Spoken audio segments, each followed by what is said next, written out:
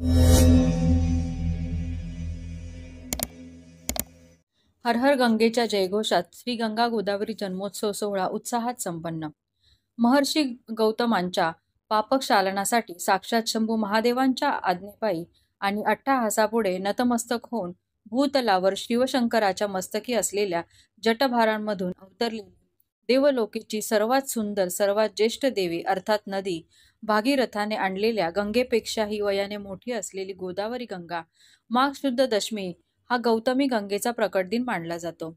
नमामि गंगे हर हर गंगेच्या जयघोषात श्री क्षेत्र त्र्यंबकेश्वर येथे श्री गंगेच्या मूळ स्थानी अर्थात ब्रह्मगिरी पर्वतावर जन्मोत्सव सोहळा भक्तिपूर्ण वातावरणात आणि मोठ्या उत्साहात संपन्न करण्यात आला.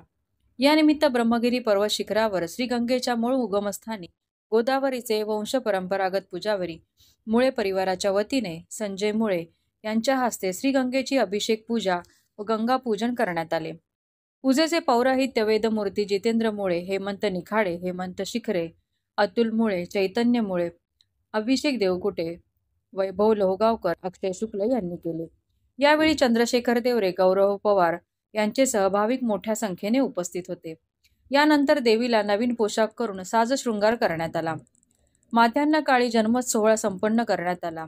यावेळी शेकडो भाविकांनी गोदामातेचा जय जयकार करून देवतेवर पुष्पवृष्टी केली. सालाबादाप्रमाणे मुळे परिवाराच्या वतीने महाप्रसादाचे आयोजन करण्यात आले. हरित ब्रह्मगिरी निसर्ग संवर्धन सामाजिक संस्था व IPL ग्रुपच्या वतीने महाप्रसादाचे आयोजन करण्यात आले. 2000 पेक्षा अधिक भाविकांनी महाप्रसादाचा लाभ घेतला. या उत्सवाच्या पार्श्वभूमीवर सदर परिसर हरित ब्रह्मगिरी निसर्ग संवर्धन सामाजिक संस्था व IPL ग्रुपच्या वतीने स्वच्छता मोहीम राबवून सर्व परिसर स्वच्छ करण्यात आला. तसेच जन्मोत्सवानिमित्त ब्रह्मगिरी पर्वताच्या पायथ्यापासून ते शिखरापर्यंत प्रत्येक पायरीवर रांगोळी काढण्यात आली होती. तीर्थराज कुशावर्ता शेजारील श्री गंगा गोदावरी मंदिरातही जन्मोत्सव सोहळा उत्साहात साजरा करण्यात आला. या अंतर्गत गेले 10 दिवस धार्मिक अनुष्ठान, भजन, प्रवचन अशा विविध कार्यक्रमांचे आयोजन करण्यात आले होते. सकाळी गोदामाईची पूजा अर्चना करून देवीला नवीन पोशाख चढवून साजशृंगार करण्यात आला. त्यानंतर पंडित ह.भ.प. शेखर शास्त्री, विष्णुबुवा शुक्ल यांचे जन्मोत्सवाचे सुश्राव्य कीर्तन संपन्न झाले.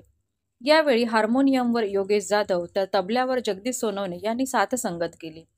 माध्यान्ह काळी शेकडो भाविकांच्या उपस्थितीत भक्तिपूर्ण वातावरणात गोदामाईचा जन्म सोहळा संपन्न करण्यात आला. यावेळी भाविकांनी गोदामाईंच्या मूर्तीवर पुष्पवृष्टी केली. बँडचा निनाद करण्यात आला.